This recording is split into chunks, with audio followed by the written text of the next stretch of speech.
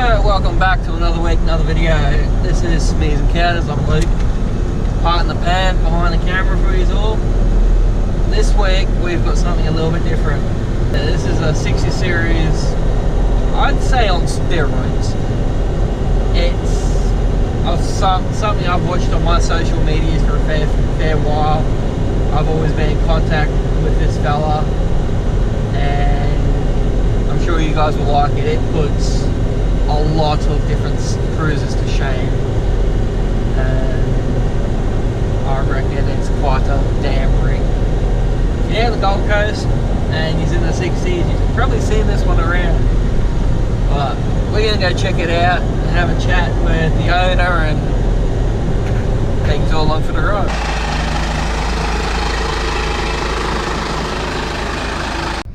So here we have Christopher Growell. Yep. Growell. Nice. Down here at Burley, checking out his beast of a 60.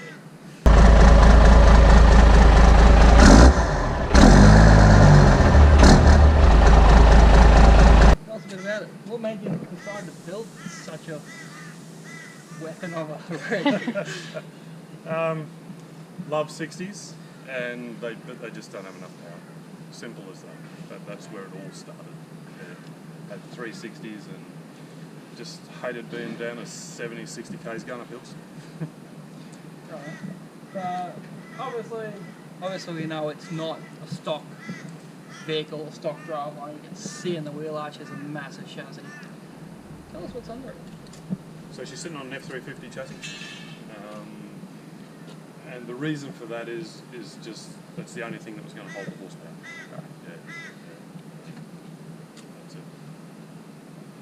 So suppose that leads to the question of what horsepower's it got. Yeah, I guess so. It's yeah, you look at this thing and you don't really know what to ask or where to start. Where to start. There is that much different about this truck.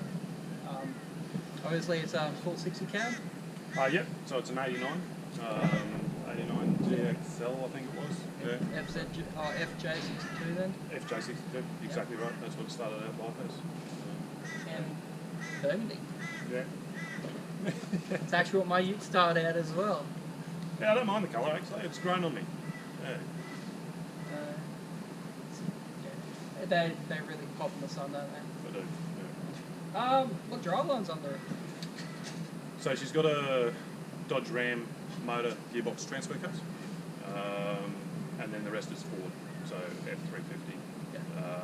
She's got a Dana 60 in the front, just a stock Dana 60. Yep. Doesn't have big output shafts or anything like that. I think they're 32 spline, whatever, you can go up to 35s or 40s. Right. And the rear's got a Sterling 10.25 full floating. Yeah. And the reason we stayed with the 10.25 and not the 10.5 is because it matches the hubs. Okay. When they changed to 10.5, they went to metric, so the wheels were different. Okay. Same wheels front back. And obviously you can tell in the video, the startup, she's not anything little under the bonnet. It's got the famous 12 valve. So yeah, Cummins 12 valve, twin turbo. Little and big. Little and big, yeah. It's got 5x14 injectors and 0.25, I think it is. I can't remember what those delivery valves in it. So she's fueled for a solid 600 rear wheel horsepower. Yeah. What's she sit at roughly? Power wise? At the moment, it's running stock boost, which is 27 pound wastegate. Yep. And I was talking to Matthew the other day, and we reckon it's somewhere around 400, 450 at the moment with stock boost. It's almost all you need. Look. Pulls like a freight train? It pulls like a freight train. Yeah. So GVM's 4.5 tonne. Curb weight's about 3.1, 3.2, somewhere around there. Not overly heavy then? No, not massively. Comparable with anything else at 4.5 tonne, which is probably a little bit less. I think there's a couple of 79 series that have got upgrades, and there's the F250 of Jason's that's done. And Dave, I think he said his was 4 something curb. curb weight, so we're underneath that, which is good. What made you decide to build it? What did you build it for? As I said at the start, I just built it because I love 60s. I'm just passionate, old school 60 guy. It's just a cool look. They're a cool car. I just wanted something that when I put my foot down, it went. You can't get that from LS. No, that's exactly. And I wanted diesel. I wanted to stay diesel. Yeah. There's a lot of people who want diesel. Well, there's other YouTube bloggers and social media influencers who have gone from certain V8s back to V8 diesels. I'm not going to say who it is. That's right. Yeah, I just wanted to stay diesel. No reason other than I just wanted to stay diesel. That was it. Albeit it's an FJ60, but my original 60s were HK. Yep. So, yeah. They really get their hooks in there when you start enjoying them.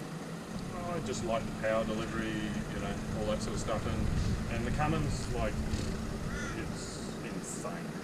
There's a lot of talk about Cummins and Cummins this and Cummins that, all the rest of it. I can only go from what I've experienced. We've done 20,000 Ks in it now. Yep. Since I put it on the road, so I think I've got enough Ks under it to understand what it's like. It's insane. Like, nothing you could ever imagine. And yours is capable. Burn the coat back, got my shirt on. Yeah, and it performed sensationally well going with the coat. Yeah, it's an old 60 concept, so corrugations, just, yeah. It didn't matter. They were huge. So the thing rattles and does what 60s do. That's it. At the end of the day, it's all 30-year-old. Yeah, 33 years old or something like that. So, but it didn't. Nothing fell off it. But that was just, external stuff. From a four-wheel drive, we did the teletrack. So from a four-wheel driving point of view, I can't say how good this motor and drivetrain is. It's insane. So the standard cruiser gear ratio, I think, is 4.5 to 1 in first gear, and this is 5.2 or 5.3. Like, it is so slow in first gear just by itself, and then you put the transfer in and drop it into low range, and it just baby crawls. Baby crawls. You literally walk past that easily. Yeah. So that makes four-wheel driving really, really good. Yeah. And makes a really precise wheel placement. Yeah. A lot of time to think about where you want to go. A lot of time. And hill descents, take your feet off, let it go. It's got so much compression that it just stops you. It locks the back wheels. On a really steep hills, it just locks it up. Just lets it go down. So it's quite safe in that way. Yeah. So it's a manual. Yep. What's under it? Tyres and suspension? Tyres and suspension, so we're running 35 Nittos. They're great. Like, I'm not sponsored by anybody, but Nittos, they're the win. In the wet, they're great. They're not noisy. So these are a Ridge Grappler. So they're after all terrains in between muds. So they're the hybrid? They're the hybrid. Yeah, you got it. Kind of what I'm looking at for my rig once I get rid of these damn KMs. Yeah, I'm a huge fan. The guy that I travelled to the Cape with, he had Nittos as well, and the same, quiet as. Suspension, she's stock F350. There's no lift in the suspension at all. Just looks big the way the cab sits on it. Yep. Yeah, everyone says to me, oh, how much lift do you got in that? There's cab height, because when you do the cab swap, you bring it down till it hits and then you lift it up. Well, the clearance. It's lifted. I had it lifted 15 mil and it wasn't clearance to up. So I lifted it to 25 mil, and that's where it sits. So honestly, I tried to keep it as low as I could because it's hot. The man at the DOT said to me, "You can't cut the diffs down because it's the same. It's the chassis. It's not the 60. It's going to stay as an F truck." He said, "So you're going to put big flares on it." And I'm like, "Right, okay, we'll do that." And because of the 30-year-old car, no one actually makes flares. They remake the genuine flares. They don't make anything else for them. And to get it that big, so look, it works. It works quite well. And and once we tidy it up a little bit, you know, we'll if anyone's got any flares I can throw in the ship, hey. So Patriot Campers 6-wheel, they made the flare off the original one, and they folded out alloy and all that sort of stuff. Yeah, they made alloy and they just remade it. He's got a folding shop and all the rest of it, and you know, that'd be nice. Thanks, Chase. Had a lot. It was embarrassing to start with, and I say that humbly. I never imagined it would get the attention that it does from everybody. You know, I just thought it'd be us guys, full drives and what have you. But I literally get people walking out in the middle of the street, stopping me and taking photos. Yeah, I'll tell you, and look, it's such a huge compliment. As I said, I never ever would have thought. I can't imagine when I actually get it finished and painted and make it look good, because it looks like a piece of junk at the moment. I've never seen someone do this to a 60. That I'm in love. In the nicest way possible. We all know you've got companies out there doing your 80 chassis swaps. I know of one wanting to stick it on a GU chassis, which is, I've never seen someone stick a 60 or any kind of Land Cruiser on an F-truck chassis. As I said, we've been in contact a fair bit over the years about these friggin' rigs I've had, and it's a lot bigger than you think.